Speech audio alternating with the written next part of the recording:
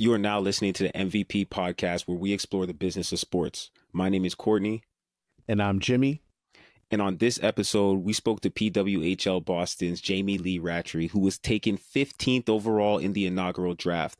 Now, she's no newbie to hockey. She's been doing this for over a decade, from back in 2014 when she led Clarkson to a national championship. And she finished college as the all-time leading points getter for her team. Now, I don't want to mess this up, so I'm going to look at the notes because this is the resume that deserves detail.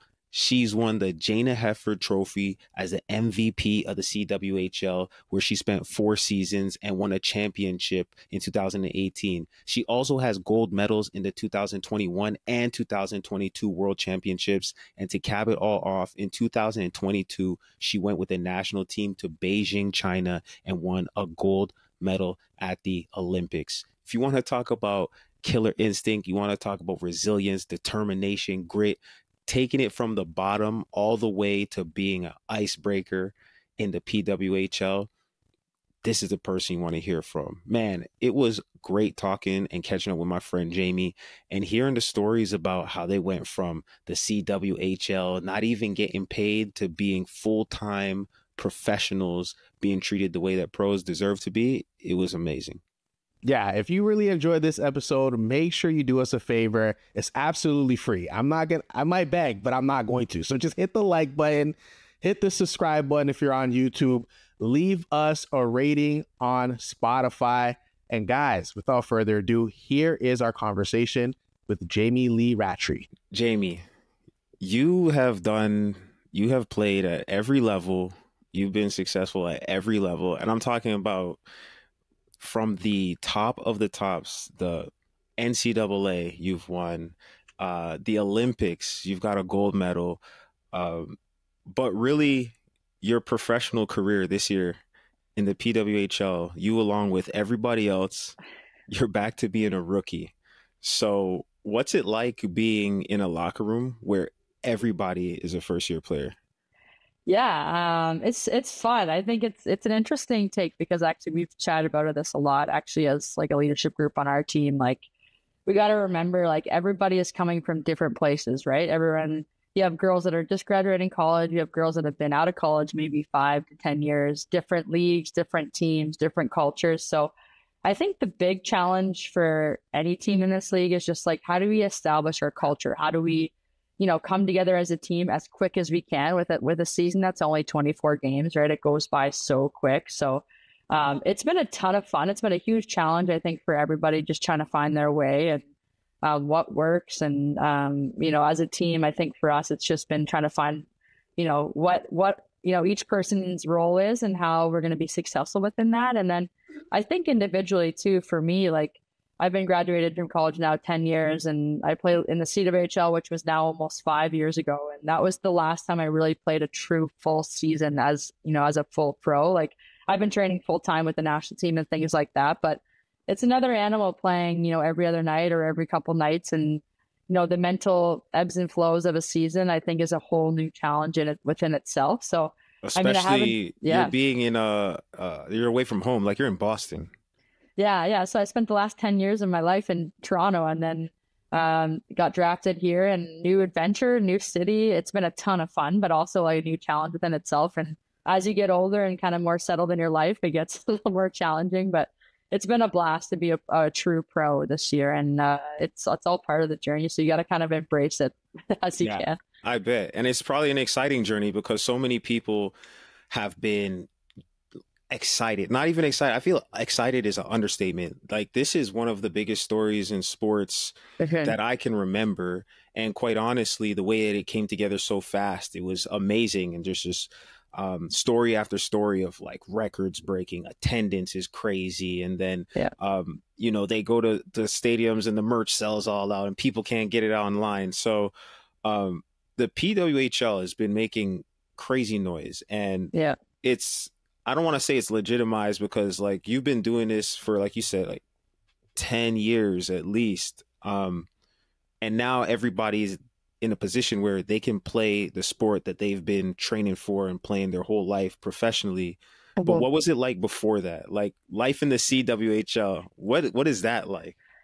Yeah, so I guess before this, you know, we had a lot of girls that were working real jobs, right? 9 to 5, full time, part time, just to make a living, and then trying to train full time and be a pro athlete on top of that, right? And that's a lot, right? And to be honest, like it's crazy how good the hockey was in the CWHL because girls were working part and full time on top of it, right? Unless you were a national team player and being compensated, you really had to do it to survive, right? So I mean, CWHL life was games on the weekends, Friday, you know, Saturday, Sunday. Usually, you'd travel the day of a game there and back. Usually, we had some Same crazy day? same day most of the times. Like, so Calgary was in our league, right? So we'd hop on a plane Saturday morning. You'd be up at like 4 a.m., right? The flight's usually at 6. Hop on the flight. You know, the game is at like 8. 8 p.m. Mountain time. So then you get there. It's like 10 p.m. Eastern time. You play a game. Get up the next morning, you got to play another game we usually play around noon because you got to fly out the next Sunday. And then a lot of the times the girls are, you know, on the Monday are getting up and going to work. That was kind of the life of the CWHL. And I think too, the worst part of all that was the practices at like 9 or 9:30 p.m. at night on Tuesday and Thursdays. Like I remember like dog days of the winter hopping into the car at like 8:30 at night being like, oh, this is, you know, like I got to get my body going right now and try to, you know, get the most I can out of practice. And you'd have girls coming from, you know, 30 to 40 minutes away. And it was a grind, but, you know, I think, you know, it's funny now, some of my closest friends were girls that I played with on those teams. And some of the stories, like some of the girls on our team now, we tell some of the stories back then, and some of the new girls out of college don't believe it. They're Yes, like that's not real. Back in my day. Yeah. Yeah, they don't believe that we used to do that. And you know, we never got paid until the final year of the CWHL, and we got paid like 10 grand was the most you could get paid, which is crazy. And For the whole season. For the whole season, yeah. So it's been a grind, and it's kind of, that's what makes it so special now to see this league, is that we kind of went through all the stages, and you have to, like any league, anything you're building, doesn't matter what it is in life, you got to build through it. But we've got some good stories from those days, and, you know, and long bus trips, lots of card games, and oh yeah, maybe a couple beers here and there, but yeah, you gotta get a couple pops going to make it through those times. But you know what though, those are where you find out who's really made of what, because if you're doing that, it's got to be passion, the love of the game. And also, like you mentioned, you're playing on a national team at the same time doing this. So the caliber of athletes, I mean, you're one of the most decorated athletes that I know personally. You led your school in scoring. You won a national championship in college. You've won a gold medal. That's like what any athlete would dream of. It's like representing their country or standing out among all the best players and at any level. You've won a championship in CWHL though too as well. So it's like what drove you to keep doing that though? Like what motivates you? Is there something or someone who kind of put you on this path to just be like, regardless of what happens, I'm just gonna let my light shine? Yeah, I don't know. I think that's a good question. I don't know what drive. It's hard because, I mean, in a team sport, it's like, it's easy, like your teammates, right? Like, I think for me, every single day when I go to the rink, I don't want to let them down, right? Like I play a role on a team, and I want to make sure that I don't let them down. I think that was part of it.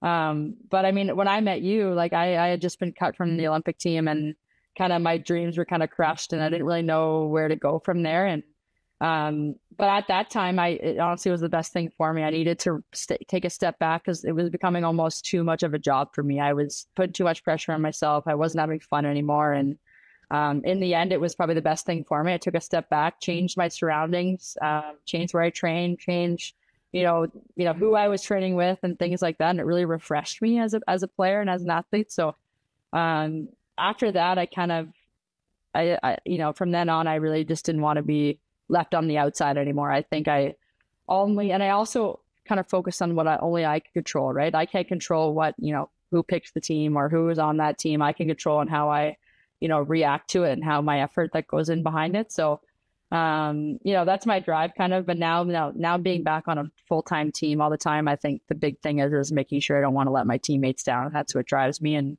it's a lot of fun. I enjoy going to the gym. I enjoy going to the rink every day. And, some girls think I'm crazy because I'm there so early in the mornings getting ready, but I think it's all part of it. Because you've been there when it was super late and you didn't have a choice, so you kind of know I don't know, it's not what you have to do, but it's what you get to do. And as you mentioned before, it's like when you're playing for free, it's like we had this saying when I was playing, it's like they pay us to practice because we'd show up to the game for free regardless. Yeah. Oh yeah. Oh yeah. So I mean, you gotta love what you're doing. So now talk to me about being in the PWHL. Like, how's lifestyle different? Yeah, so it's much different. Like now we have a full-time staff, right? Like we have, medical team, GM, coaching. Like now that we had a little bit of that before, but now they're hired full-time. So they get to fully invest in it. We have the facilities, right? Like here in Boston, we have a great practice facility. We've got a dressing room, a lounge. We've got a full-time like strength and conditioning staff with a huge gym and a facility here.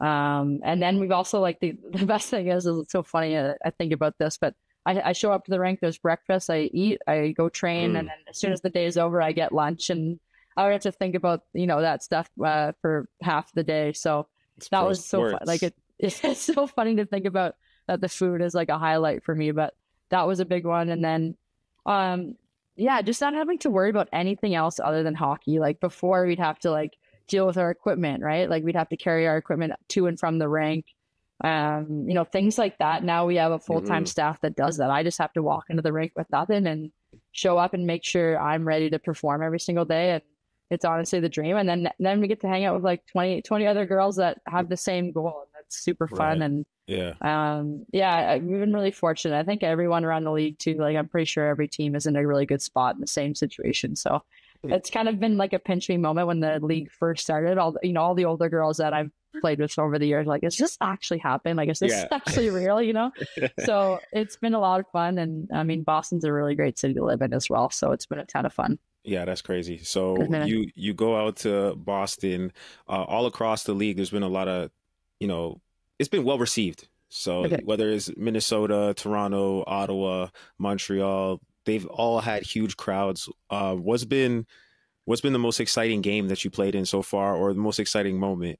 Ooh, I think for me personally, I think we played in Montreal's home opener. And in the CW, they were like a big rival of ours. Like it was so hard to go to Montreal and win. Like they're I mean, if you've ever been, like, if you watch the Habs at all, like, or if you've ever been to the Bell Center, like they are so loud in there all the time. You can't even think. So when we went to their home opener, I had like chills, like just for during the national anthem and stuff, and how loud it was. And then, I mean, we ended up winning that game in overtime. Actually, Pooh scored a goal in overtime, and we challenged it and they brought it back, which has never happened in the history of Montreal. They ever taken a goal away from her, right? She's like the big celeb there, but it was pretty crazy. And then we go down and score like a couple minutes later in overtime. And I think the coolest thing is that it was dead silent in there. That was like the best part as a visitor. Like I'm sure you've been in stadiums where you kind of shut the crowd up and you're like, oh, this is awesome. So I feel like away games are sick for that reason, because you can control the crowd. Yeah, and Montreal is like, it's a tough place to go and play and win. So that was I think our first win of the season. So that was kind of a cool moment for me. And just personally, I haven't won a lot of games there in my career, so that was fun. So now you guys, do you get to hit the town after the games, or you got to leave on the red eye right from the stadium? Sometimes. I mean, Montreal, we've been busing back right away, just so that when we get home, we get a full off day, right? Like the travel's a little, it's tough. The travel, because we're traveling commercial, right? Which is we have to do, and that's how the CFL was. That's how the CFL is, depending on who you're with. But yeah, I relate. Yeah, it's tough because, like, so for example, tomorrow we're off to Minnesota, so we practice in the morning. We'll hop on a plane, play what day? Wednesday, and then we'll have to wait the next day till Thursday until the afternoon to fly. We're actually flying to Detroit, but usually you'd fly home, right? Mm-hmm. So it just kind of adds up in terms of like the days. So it's kind of hard because sometimes you don't get either your full day off as a travel day or things like that. Yeah. But that's okay. Like that's all part of it right now. It's better than, having to travel the day of. So, but that, as an athlete too, you got to learn how to manage it. That's, I love the bus though. The bus is not bad for me. I like hanging with the girls and be able to buzz around the bus and hang out. So yeah, as long as you get the right playlist, it's all good. Yeah, exactly. Right. Yeah. Yeah. Hey, you said something earlier and I kind of missed it, but you said in the CWHL, guys weren't even getting paid, and then eventually you got paid like 10K or something, unless you were on a national team. Does that mean national team players, they get some kind of stipend or they get paid throughout the year? Yeah, so if you're with the national team program, we're really fortunate. Like we're funded through the government, like as an Olympic athlete. So any Olympic athlete that competes at the highest level, you're funded. And then we've been really fortunate with Hockey Canada to kind of work through a contract that's a player contract that's also on top of that. So it's kind of like you're earning like your job every year, right? You still have to earn it every single year, but we kind of piggybacked on the USA Hockey because they did a really good job of fighting for more pay, right? Like, you look at some of the European countries, they don't have a lot of compensation. So it's hard for the players to like really buy in and train full time. And for us, we've been really fortunate over the last couple of years.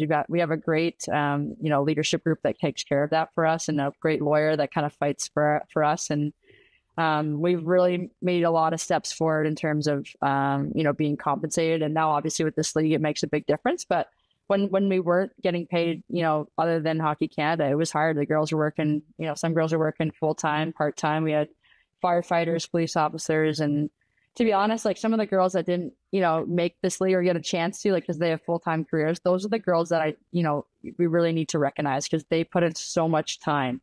Right. They were working 2 jobs to make this happen. And, those are the girls that, really deserve a lot of kudos because they put in extra time to make this league happen. And, some girls got the benefit and some girls didn't. And it's kind of tough to swallow and tough to see some of my old teammates not be able to, be a part of this. But it's been crazy to think about actually over the years. I bet. When you win a gold medal, do you get paid? Yeah. Yeah. How much do you get paid for winning a gold medal? It's a good bonus. The bonuses go down as like gold, silver, bronze, but we're really fortunate in Canada to get compensated a little bit. I mean, every country's different. Some countries it's like well over 100 grand, some it's not. It's crazy. So it's a good compensation if you win. It's a good little boost to win. True. If you're from like Saudi Arabia or something and you win, you probably just get a Mercedes Benz. Yeah. Like 6 of them. Just like in kind, not even cash. You just get the car. Yeah. That's what's up. That's cool. Yeah. So lots of road trips. I'm sure you're keeping super busy. I see you got your Women in Sport Here to Stay sweater. Yeah. So that was a brand partnership or a collab. How did that come about? You got your own merchandise right now. Tell us about that. Yeah. So I don't know if you heard of Team LTD. I mean, you're from the Toronto area, so you might have heard about them. But they're a lifestyle company that I've actually kind of known some of the guys for a couple of years now, and we were lucky enough to kind of work through a little collab. And they weren't really big and they didn't want to really get into hockey right away. But now that with this league and kind of the direction that women's hockey is going, they wanted to kind of partner up. And this is just kind of an idea of like, we've always been here, women's hockey, but now we're really here. And now that we're visible, we're really here to stay. So they're such a great company. I really, love working with them. And, I hope there's more to come. I think this is just the start. And it's been a lot of fun. It's funny. Like my agency and I really worked together on this, and the rat logo really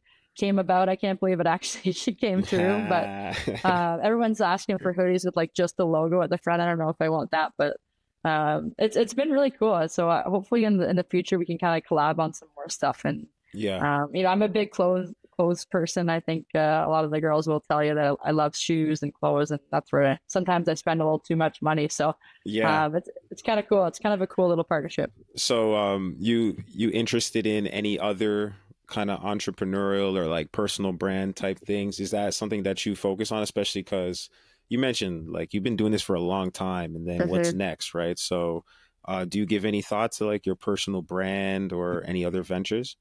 I haven't thought too much about it, to be honest. Like now with social media, I feel like you can kind of do everything, right? That you can really brand yourself any way you want. And I said it's funny, like when my social media girl with my agency, she tries to get on me, like, keep building yourself up, right? Like I'm not a big social media girl, so but to be honest, like you look around the league, like some of the girls like Natalie Spooner, Megan Mickelson over the years, that's how they got their brand, right? They just started building themselves up and kind of like showing themselves on social media, and like it's really benefited them in their career. So I don't know. I think, after I play, who knows what doors are going to be open, but I try not to think about that too much because I just want to play as long as I can. But Yeah. You got that Kobe mindset. Like, I just remember working out with you. You're just like a dog. You're just like, yo, forget it. Like, what are we about to eat? Like, let's get it. Like, I'm here to do work. Yeah, I'm a big Kobe fan. I actually write like Mamba Mentality on my stick too. So I'm a big Kobe fan. But yeah. What are we doing next? I would try not to look too far ahead and not to plan too much because you can't really control much. But I don't know. We'll see. I think you know how it is. Like, I think hopefully over the years I've made enough connections that hopefully some doors open when you're done. And sport has given me so many connections and great people that hopefully maybe when I'm done, there's some cool things that come about. Yeah, no doubt. And I feel like that's how this world is because like I feel like last time I bumped into you was at one of these like celebrity sports dinner type things or something like a year or so ago. So like the networks that you build, the doors that are open through playing sports or just being involved or being around, it's limitless as long as you're open to them, right? And as long as you're looking for them. So you talk about like your stick. Matter of fact, I was telling somebody I work in sports. So everybody, we got like baseball fans, hockey fans, basketball fans, everybody. I was telling somebody I work with that I was going to be talking to you on the podcast. And they're like, oh yeah, she rocks Pride tape on a stick. Yeah. And I was like, okay. So like you got kind of like a little trademark or, people are taking notice because that was a huge topic of debate in the NHL. And like, it made headlines and all kinds of stuff. And so how do you feel about when like your name comes up? That's like the first thing that might come to somebody's mind. Do you feel like pressure? Do you feel good about that?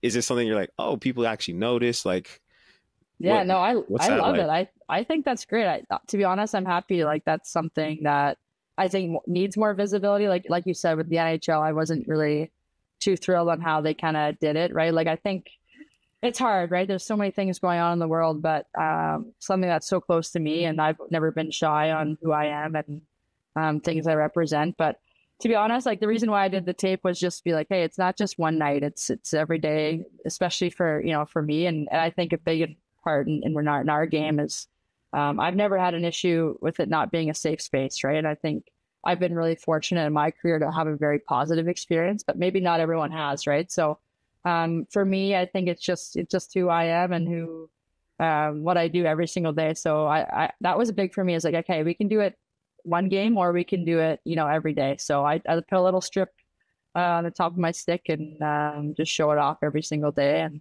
I think that's great. I think visibility is so important. Like, I growing up, maybe it would have been, easy. I could have came out earlier or things like that if I had more people to look up to and think, oh, this is pretty normal, right? So I know hopefully it helps and people just notice. Who I am. People notice. Good. Do you ever feel like a role model? I mean, I think a lot has been made of it in the PWHL specifically because there hasn't been professional women that you could look at as a young person and say, oh shoot, I can do that. Like, so now they look through that glass and they see you. How's that make you feel? That's crazy. It's crazy. One thing I think I was talking about yesterday or the other day, like, all the signs in warm up are awesome. Like, I think as a kid, I'm like, did I ever, like, was this a thing at sporting events? Like, I don't know if you've noticed that, like, especially in hockey, like, I feel like you skate around and warm up, there's a sign everywhere. And I think that's like the coolest thing for me, right? Like, about anything. It could be like, trade a puck for a candy or it could be something really touching. Like, I think that's the coolest thing is that now we get to be inside the glass and now people are watching and it's kind of crazy to think about to be a role model. I think you forget sometimes how what you do can really impact someone, and I just think if there's something little that I can do that can maybe like a little impact to one person, I think it's great. But it's pretty crazy to think about. I think it's been a whirlwind, but it's been a lot of fun. Yeah, I'm sure after it's all said and done, you'll look back and it'll really hit you because you're in it right now. I mean, like you mentioned, you played yesterday, you're about to travel, play another game in like a day or two. It happens fast. And then next thing you know, it's the memories and you're kind of like laughing about it. Man, I can't believe we did that. So, yeah, it's crazy. It's crazy. Yeah. So I have a question for you. What do you think about all the teams just city names, no mascots. Like, what do you feel like just knowing your teammates and just seeing the different, arenas or whatever the environments? Do you feel like your team should have a mascot? And if it did, like, what would the mascot's name be? I love it. I think it's sweet for the first year. Everyone was giving us heat for that, but the business side is hard, right? It takes forever, a long time to, get a logo, get a team name, get all the merchandise, things like that. So I'm kind of happy we didn't rush it. Like, you don't want to rush that stuff. You want to make sure you get it right. And I think it's gonna be so cool in 10 years when you look back and the vintage jerseys are just going to be like Boston across the chest. I think that's going to be cool. In terms of names, I don't even know if I can even go there. I feel like there's so many names you could go off with. Should they just not have them? No, I think you got to have them. But it's hard, right? Like, there's so many teams and so many leagues that you'd have to like go through if you wanted to like duplicate a name. Like, I still think they should bring back like some of the CWHL names or PHF names. Like, why not reuse them and bring some of the history in? But I think they'll probably go all new names, and because it's all so new. But I don't know. I made a joke the other day when the league started, and someone was like, "What should you name a team?" And I was like, "Oh, the Ottawa Rhinos." Like, I don't know why I said that, but like my friends are giving me so much flack for it. But I'm like, how scary is a rhino? Right? Because that's definitely like a domestic animal in Canada, right? Yeah, I think I must have been like on my like 10th interview of the day, and I just like the first thing that came to my head. But yeah. I don't know. I think it's gonna be cool when they come out and all the new logos and things like that. But I think it's pretty cool that it's just the team. It's funny because the announcer like, "I'm your PWHL Boston team." There's like no name when they announce us, but I think it's cool for the first year, and we can look back in 10 years and just be like, "Hey, this is vintage." And everyone's gonna have those old jerseys and want them. Yeah. Hey, so last game you got 2 of your 9 assists that you got on the season, and assisted on an overtime winning goal. So, just as an athlete who's been doing this for a long time, like, how do you prepare for a game, and like what kinds of things are you doing where say you're not really making the plays you want for a long time? Like, how do you stay locked in so that the next game can be your best game? Because that statistically, I think you got like 6 shots, 1 for 1 on faceoffs. Like, you had a great game, but how do you make that happen? Yeah, it's funny because actually the game against Toronto I thought was pretty individually. Didn't think was one of my better games at all, and then so that was the game before that last game, and then just coming into yesterday, I think I just wanted to reset and just kind of a new slate, new day, and I think I really used my line mates a lot, like because we thought we could have been better against Toronto, so we just kind of had a little chat and kind of a reset, and I had a good practice too. I think that's one thing for me personally, like my preparation is usually what builds my confidence, so I was able to have a good practice and kind of move on from the game before. So that's what helps me. And then heading into yesterday, we played a complete team game. Like, it was so fun to be a part of. Like, everyone was going, I think our line alone could have had like 6 goals. We were all over them. And, it was just one of those games where we just kind of did it together, and great goaltending. And so those games are super fun to be a part of as a team, just because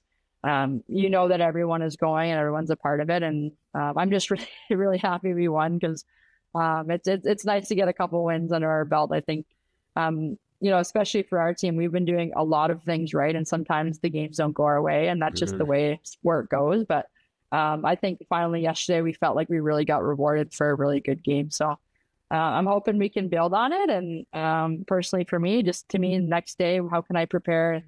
I'll go to practice tomorrow and hopefully have a good practice, and then head into Minnesota, right? That's all you can really do. You can't really control it too much. I look back on my shifts briefly, usually look at them quickly, and then forget about them and move on. So that's kind of how my process goes. I'm pretty easygoing, but my preparation is a big confidence builder for me. Yeah. So I don't want to keep you too long. I know it's late and you're a pro. I gotta respect the routines and whatnot. But like, over your career, there's been, I think you could call it adversity, friction, challenges, highs, super highs. What do you do to stay even? Because I feel like that's something that people could take from just listening to a pro athlete, listening to elite athlete. they pay athletes a lot to go and speak to businesses, schools, other teams. What can someone take away from the way that you approach your game in terms of just staying even, or, when things aren't going the right way, like dealing with adversity, like self-doubt? Have you ever experienced those things? Oh yeah, every day. I think it's so funny. Like, I mean, it doesn't matter what sport you are, like team, individual. I think you probably, like, I don't know how you were, but I fight it every day. Like, you could have a bad practice and think it's the end of the world sometimes. But I think for me, as I've gotten older in my career, for me, it's just control what you can. You can't, to be honest, a lot in life, or even in, especially in sport, you really can't control a whole lot. You control your effort, your attitude, and your preparation and things like that. So for me, that's a big thing. Like I think I just said preparation, but honestly, like you can't control when you're out there, when the coach puts you out there. You can control the only time when you're out there. So for me, that's the big thing. Just, and also too, especially in a team sport, right? How you handle those situations also can rub off on your teammates, right? So if you're, sour or pissed off, that can rub off on your teammate, and then it kind of catches the whole room. Or if you handle it a little bit more positively, or, stay engaged with your teammates and stay in the game, I think it can have a big positive impact, right? So for me, even if I'm not playing well in the middle of a game, I try to just watch the game and kind of chat with my teammates about their game, or cheer them on and things like that keep me focused and not focused necessarily just on my game. So I don't know if that makes sense, but yeah. Just like stay cool and like don't let it get you out of your frame of mind where you're focused on the job at hand. Yeah. And in reality, like you make a mistake, you can't control what just happened. Like you can't change it. So literally you cannot go back. There's no eraser, no rewind button. Yeah. Like if you misplace a puck or fumble a ball or anything, you can't change it. So you just got to kind of look ahead, and it's so much easier said than done. But practice. just practice. So who do you look up to? To be honest, like a lot of the time it's a lot of my teammates, like someone who I've, it's funny because I'm, very close to someone named Brianne Jenner, she plays in Ottawa. She's been my national team teammate forever. And we're training partners. We trained together the last 5 or 6 years. And she's taught me a lot about how to, approach the game with detail, right? Like I've always felt like I've worked hard in my career and put the effort in, but when I started training with her, she had this detail to her preparation that I think I was missing, and I really kind of learned from her on how to do that, and I think it's really helped me over the years. And you can take a lot from your teammates, I think, and then also, heading into this year in Boston, I had a whole new team of teammates and girls that I'm used to playing against on the U.S. team, and now my teammates. And you got to be friends with them. Yeah. But the cool thing is, like, you earn this respect for them, and like I've always had a lot of respect for them. Like, you play at the highest level, but you see them in practice every day, how they prepare, how they mentally handle things, and they have a different perspective than I do, right? So we can bounce off each other ideas and how to handle those things. So, I think I look up to my teammates, but over the years, it's always been, my parents have been always a big part of my life. And I think they've set the foundation in terms of work ethic and, how to be a teammate, how to, everything is earned. It's not given. That was always something they taught me. And so they still do that now. My mom is still very chill and, play your best and have fun type. And, in the end, that's really the only message you need, right? You get to play a great sport for a living now. So I still take that every single day. Amazing. And Jamie, you earned it, honestly. Seeing you grind for the short time that I've known you, few years, it's just been nothing short of inspiring. So before we get out of here, we always ask, who are your 3 favorite athletes? Any sport, any era. Who are your top 3 athletes of all time? Well, I think Kobe obviously is one for sure. It's a good one. I was a big Mario Lemieux fan growing up, so he was my guy. I wore 66 in college, in junior. And then I think I'll go Jana Hefford. She, growing up, she was like in 2002 Olympics when I was a kid. That was like my core memory as why I wanted to be on the national team, was her goal at the end of the second period. And now I've got to know her over the years where, she's helped build this league, build hockey, and she had a phenomenal career on the ice, but the things she's done to help this game, and I really look up to her, and she's the GOAT. I don't think she gets enough love for it. So those are my three. Yeah, and she's the chair of PWHL right now. Yeah, she's the VP, I believe. Yeah. Yeah, and she was also involved with CWHL, wasn't she? Yeah, she was around a little bit. She was the CWHL commissioner at the last year, I think.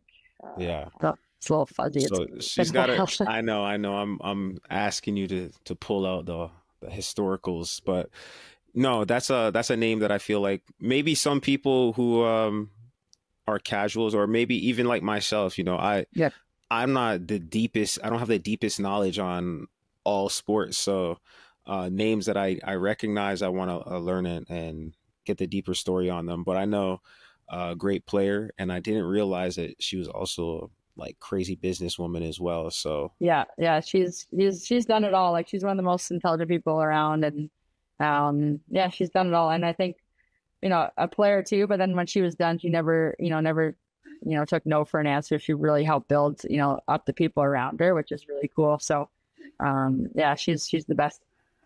So where can people find their Jamie Lee highlights at? Ooh, the highlights? What do you mean? Go to YouTube, I guess. I don't know if that's a thing. Should they just follow you on Instagram? Stop it. She said there's not many highlights. I know there is.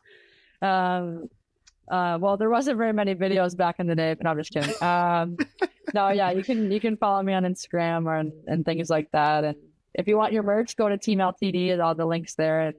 And it's just a limited drop, so just get it while you can. And it's a cool collab, and hopefully, and even grab some of their other merch. Their clothing line is awesome.